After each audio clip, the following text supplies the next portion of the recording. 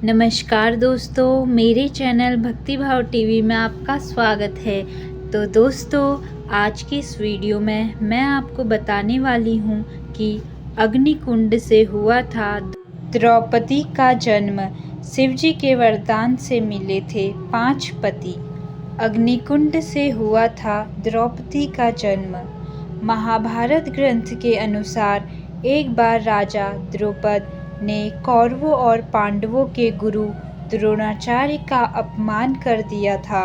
गुरु द्रोणाचार्य इस अपमान को भूल नहीं पाए। इसीलिए जब पांडवों और कौरवों ने शिक्षा समाप्ति के पश्चात गुरु द्रोणाचार्य से गुरु दक्षिणा मांगने को कहा, तो उन्होंने उनसे गुरु दक्षिणा में राजा द्रौपद को बंदी बनाकर अपने समक्ष प्रस्तुत करने को कहा।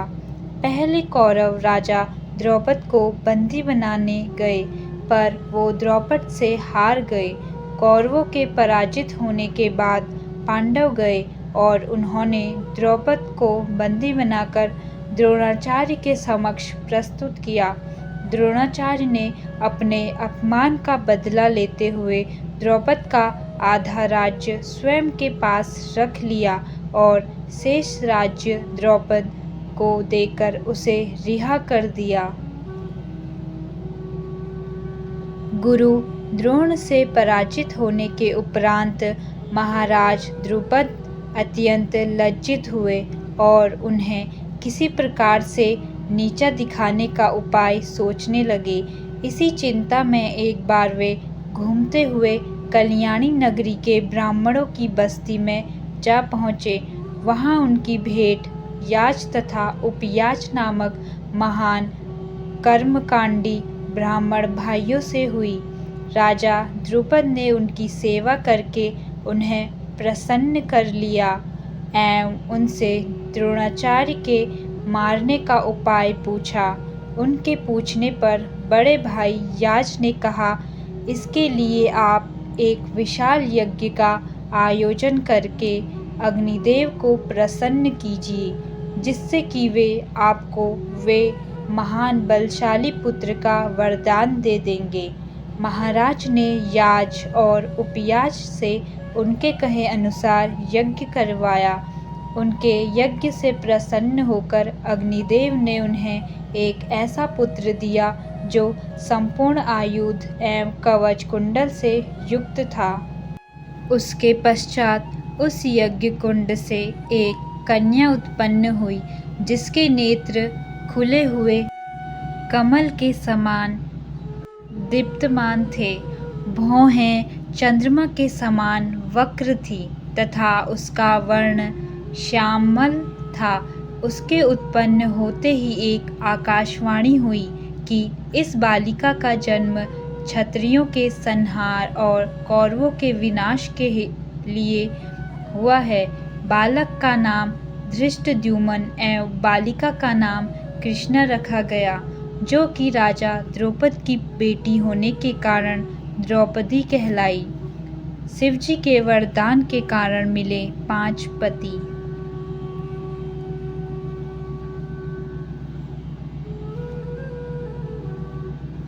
द्रौपदी पूर्व जन्म में एक बड़े ऋषि की गुणवान कन्या थी। वह रूपवती, गुणवती और सदाचरणी थी, लेकिन पूर्व जन्मों के कर्मों के कारण किसी ने उसे पत्नी रूप में स्वीकार नहीं किया। इससे दुखी होकर वह तपस्या करने लगी।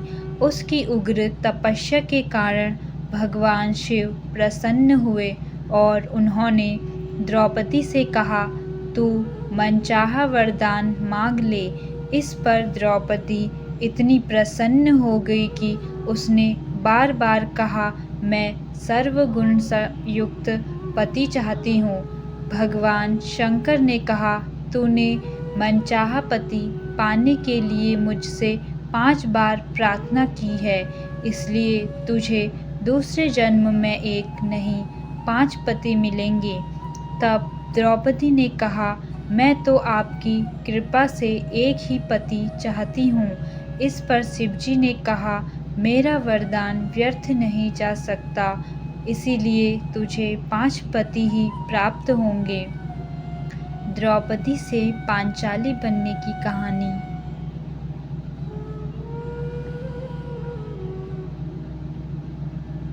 महाभारत की अन्य पौराणिक कहानियाँ।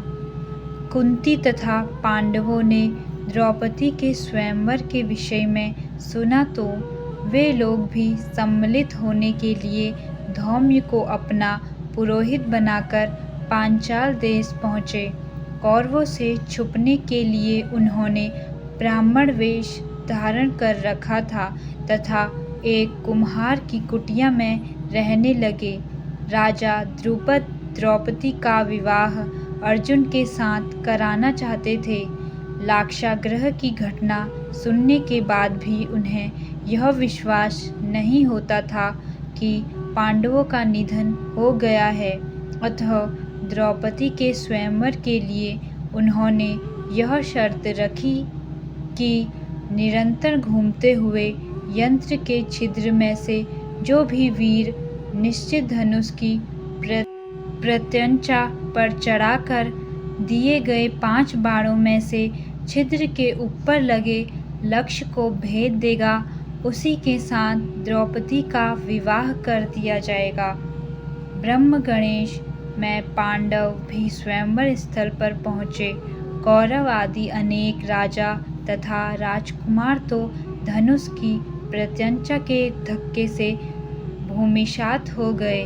कर्ण ने धनुष पर बाण चढ़ा तो लिया, किंतु द्रौपदी ने सूत पुत्र से विवाह करना नहीं चाहा, अतः लक्ष्य भेदने का प्रश्न ही नहीं उठा।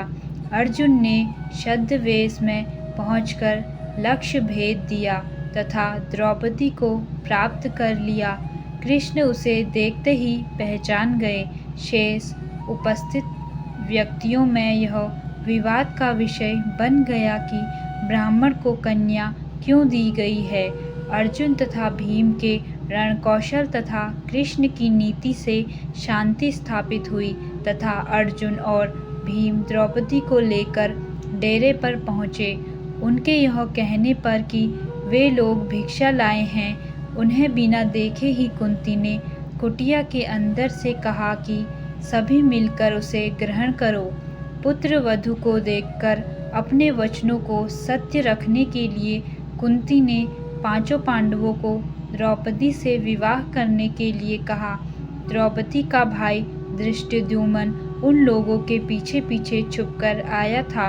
वह यह तो नहीं जान पाया कि वे सब कौन हैं, पर स्थान का पता चलाकर पिता की प्रेरणा से उसने उन सबको अपने घर पर भोजन के लिए आमंत्रित किया। द्रुपद को यह जानकर कि वे पांडव हैं बहुत प्रसन्नता हुई, किंतु यह सुनकर विचित्र लगा कि वे 5 द्रौपदी से विवाह करने जा रहे हैं। तभी व्यास मुनि ने अचानक प्रकट होकर एकांत में द्रौपद को उन 6 के पुनर्जन्म की कथा सुनाई कि एक बार रुद्र ने 5 इंद्रों को उनके दुर्भिमान स्वरूप यह श्राप दिया था कि वे मानव रूप धारण करेंगे। उनके पिता कर्मशः धर्म, वायु, इंद्र तथा अश्विनी कुमार होंगे।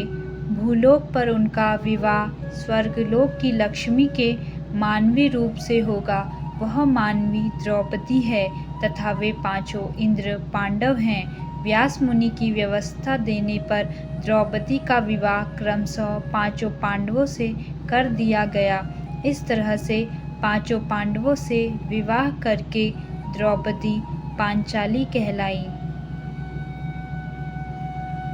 तो दोस्तों, कैसी लगी आपको यह वीडियो कमेंट करके ज़रूर बताएं और ऐसी ही बहुत सारी कहानियों, कथाओं और जानकारियों को सुनने के लिए मेरे चैनल को सब्सक्राइब करें।